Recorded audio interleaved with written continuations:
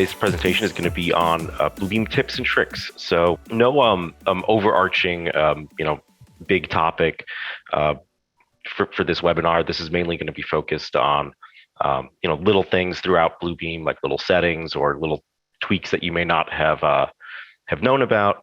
So we're not to say we're directionless today, but but we're kind of all over the place. So let me go ahead and share my screen with Bluebeam on it. No, bear with me. I had everything moved around for the initial portion, and here we go.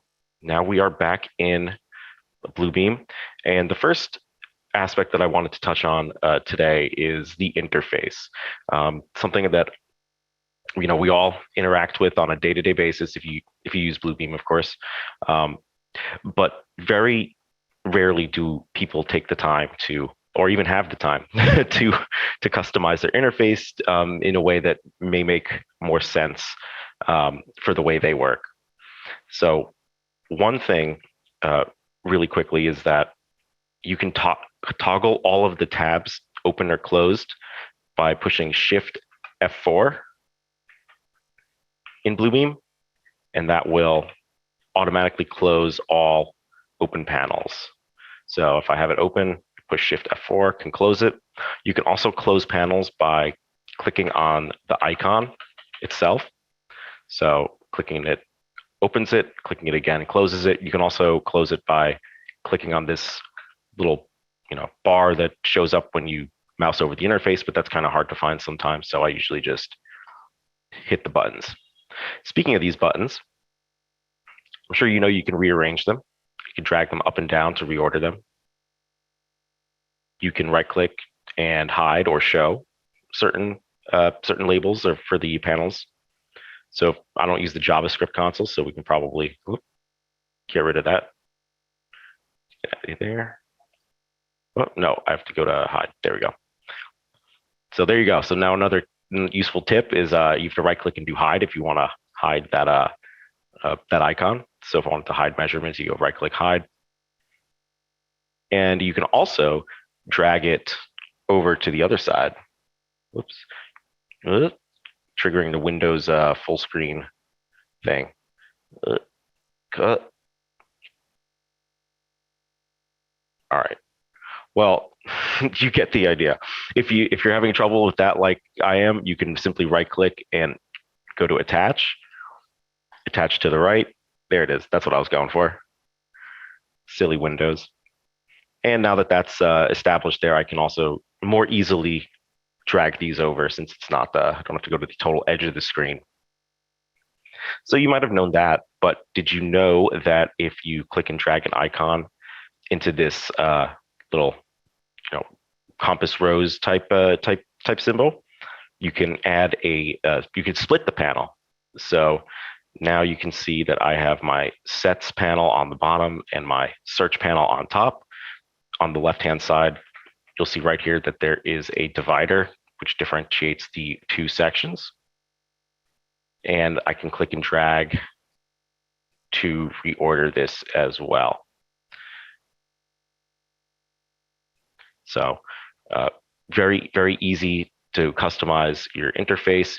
Once you have it set up a way you like it, you can save it by going to Review up here, and under Profiles, you can save it to a profile. Right now, we're in the default Review profile. If I go to Manage Profiles, you can see I can choose the active profile and add additional profiles. So let me add this one. So this the webinar profile.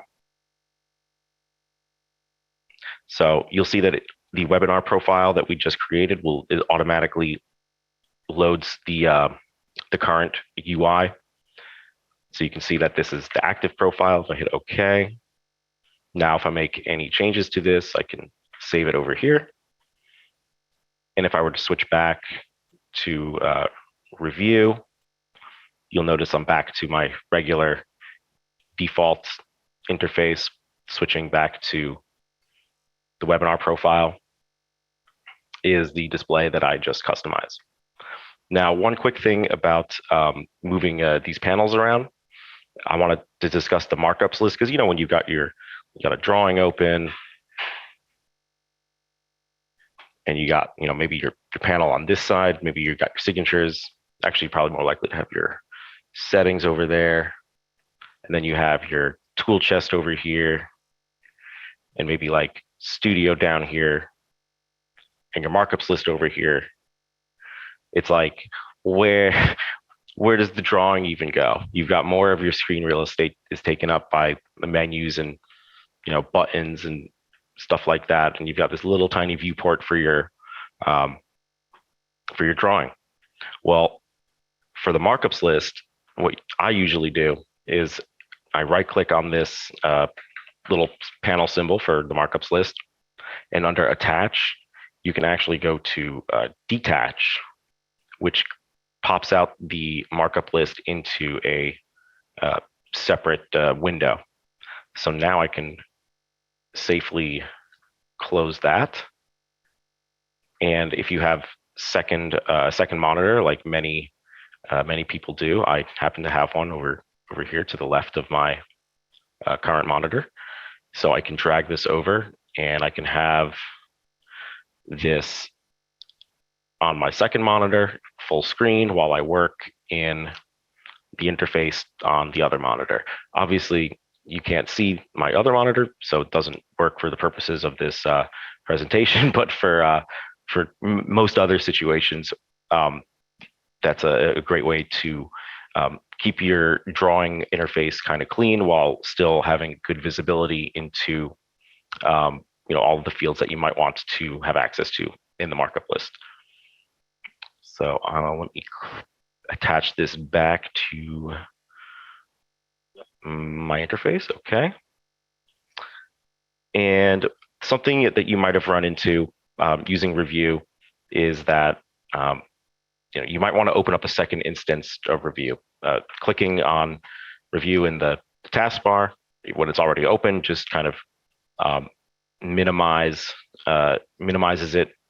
But if you wanted to open up a another instance, for example, to compare something or just to open up a different document in a different interface, you can right click, and if you click on Bluebeam Revu again, it will open up a second instance. It's actually doing that on my other monitor. Yeah, here we go. So now I have a second instance of Bluebeam Revu that I could use to open up other files if I so desire. All right. Now, I'm sure you guys are familiar with the tool chest. Let me actually, I don't want this second panel anymore because it's bothering me. Okay. So everyone's familiar with the tool chest, but you could also pin a tool chest to a toolbar.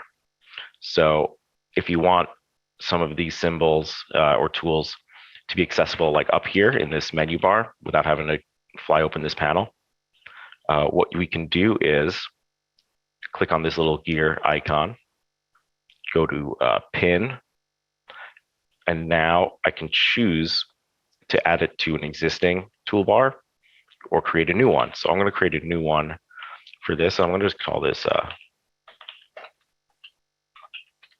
tools. And now, see over here, I have access to the tool chest over here.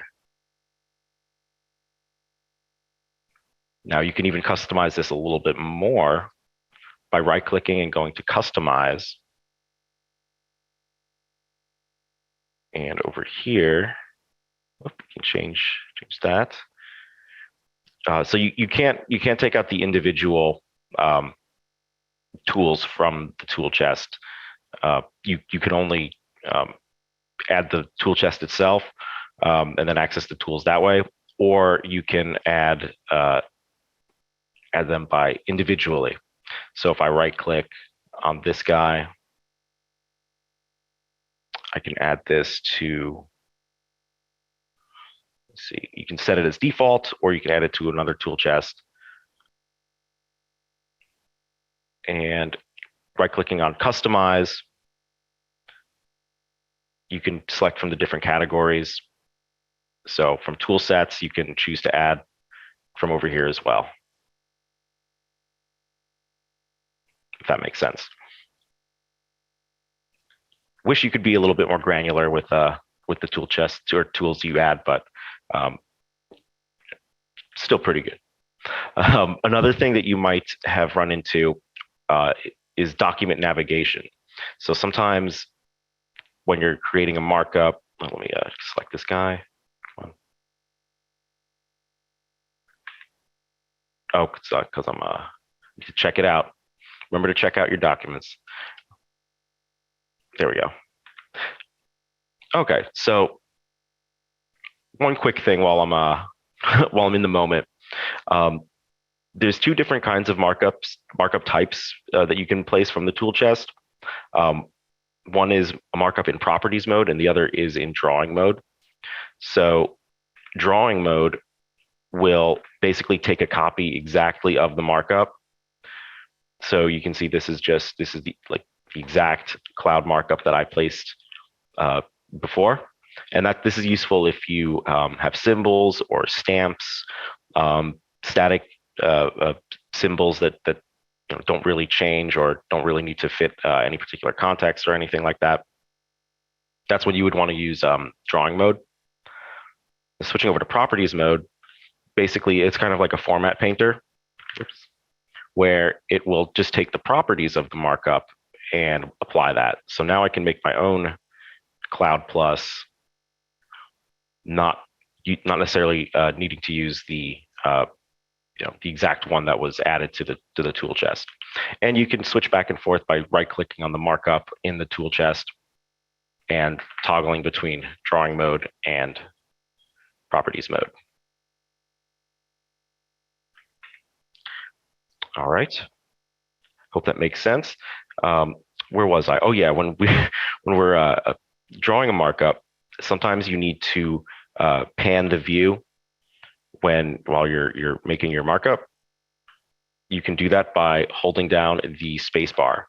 So right now, if I needed to move my screen up, you hold the space bar, it will change the mouse cursor to a little draggy hand, which you can then use to drag and release space, and you will continue placing your markup. So that can be useful when you're maybe taking a long measurement, for example. Let me bring back my measurement panel. So if I had a long poly length measurement, zoomed way in, it will automatically move as you get to the edge, but you can also hold space and click and drag yourself for a little bit more control. And again, releasing space will continue placing the markup.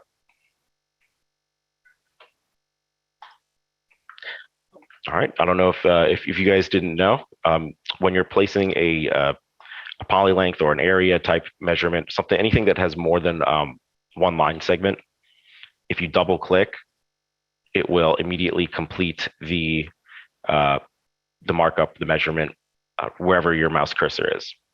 So simply double clicking finishes it. If you were using an area markup, for example, it will close it. So double clicking it from here, I'll do that one more time. Down here, going from here and double clicking from right here, we'll close it based on the preview.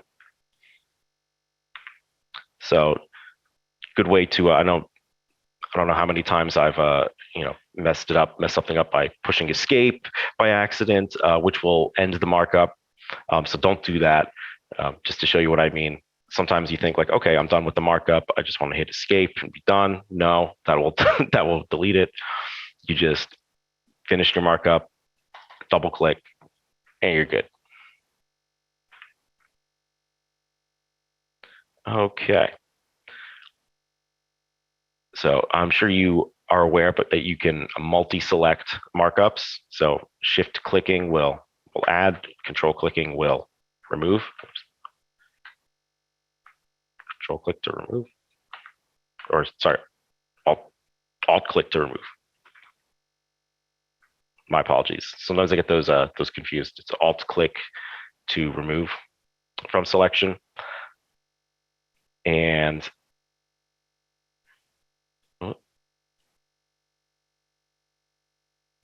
you can move a markup or a caption for the markup, like this 1158 square feet, by holding down Shift,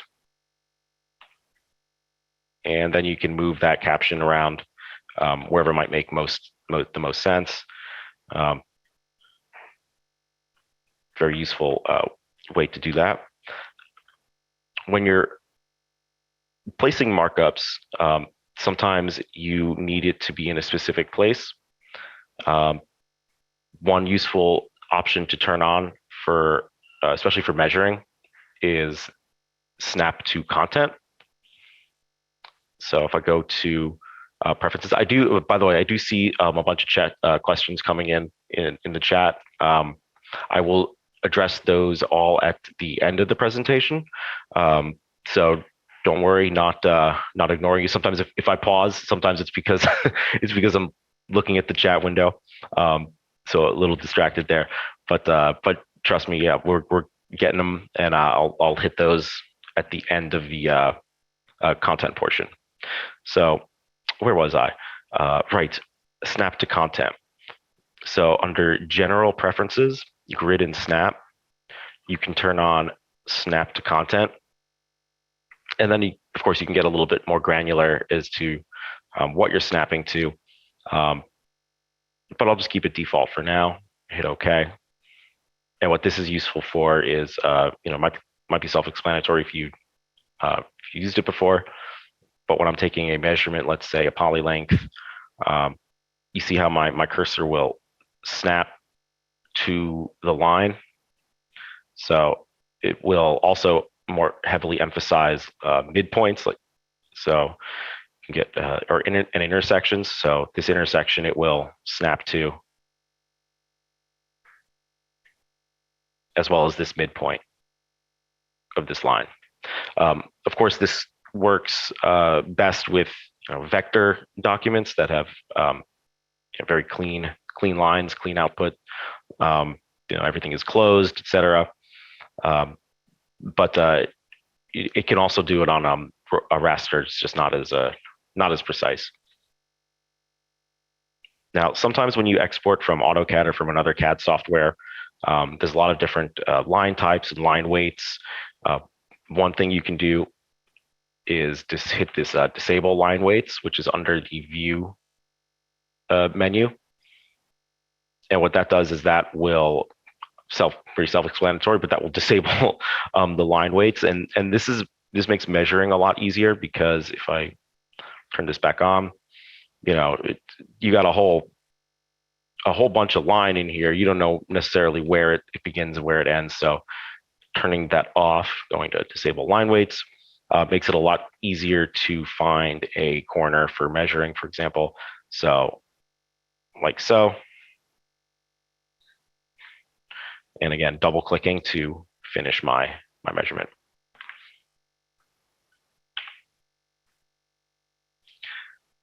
Okay, I'm sure you guys are familiar with this as well, but if you hold Shift while you're placing a markup, it'll lock it orthogonally.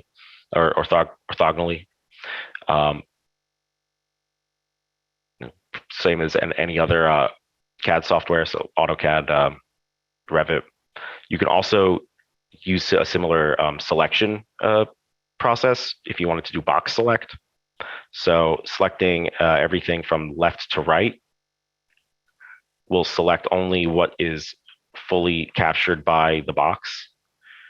Going from right to left will capture anything that is that crosses the box. So does that make, hopefully that makes sense. So going from left to right here, I don't get anything. Going from right to left there, I get that.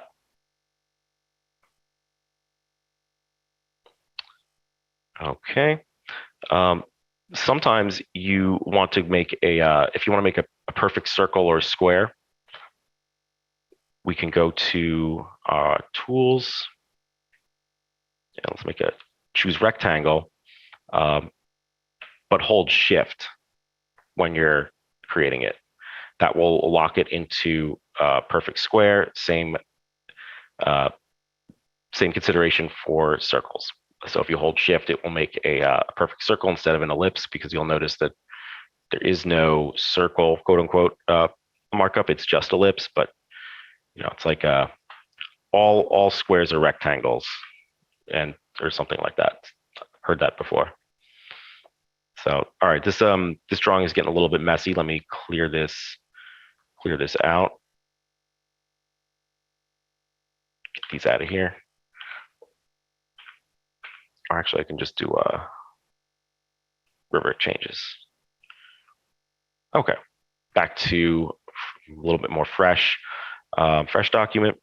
Now, sometimes you'll encounter a situation where, or very frequently you might encounter situations where you've got curves and you're trying to make measurements. So normally what you would do is we'd go like this. We'd go try to grab it, get it as best I can. That loads, so we'll go over here. And what I usually do is I'll make basically one point in the kind of the center of the arc, and then the last point where it goes back to straight again. So that'd be over here, and like over there, and that's close enough. So let me just complete the rest of this.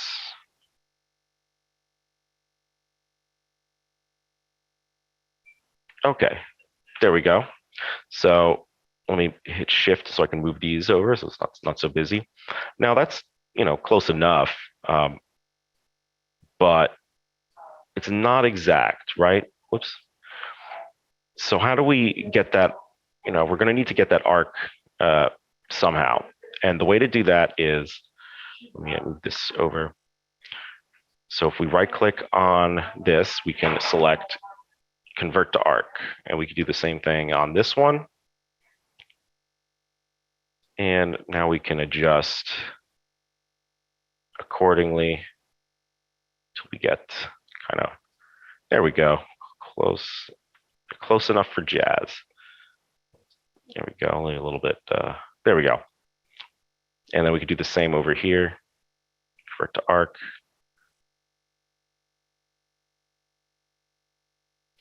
And there we go.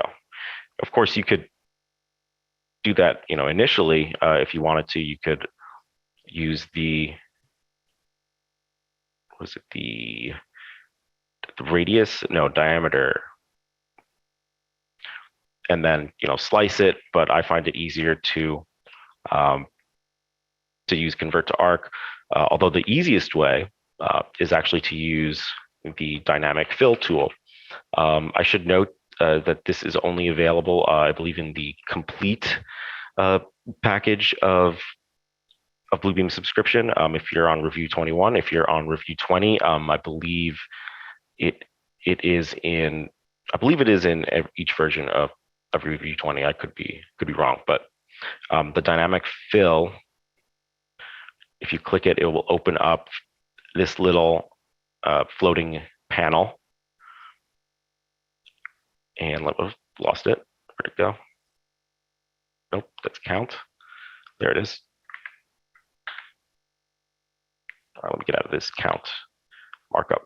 Okay, so this takes a little bit of getting used to the way it works, because it's not necessarily super clear.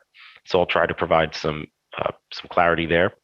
So the way this dynamic fill tool works is essentially you are filling in space using this fill button, and then you're applying a markup, or you're applying something to it, right? So let's say I wanted to get all of this office space that's not represented by whatever this purple coloration is.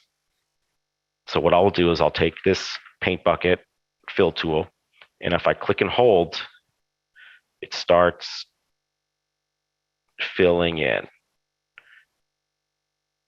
But it's getting some of the space that I don't want.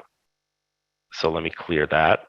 And what you can do is you can use these boundaries to tell it where to stop filling. Excuse me.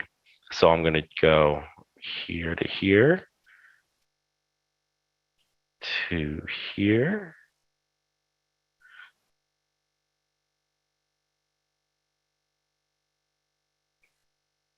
To here. And I'm just going to kind of breeze through this pretty quick since I don't want to spend too much time playing with that. So let me just get this.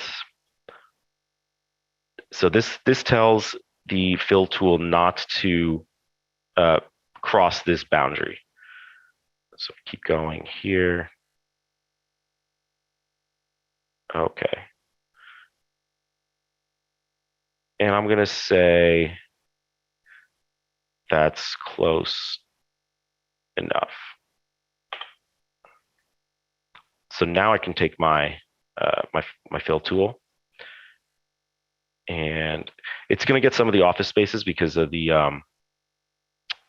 way that the doors are opening. So grabbing all of this area.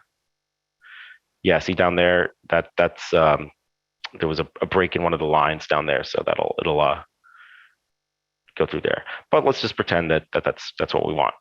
Okay, so now I have all this area highlighted. We're not done yet, right? So now that we have that area selected, we can apply something to it. We can apply a space to it. So we can designate this as a space.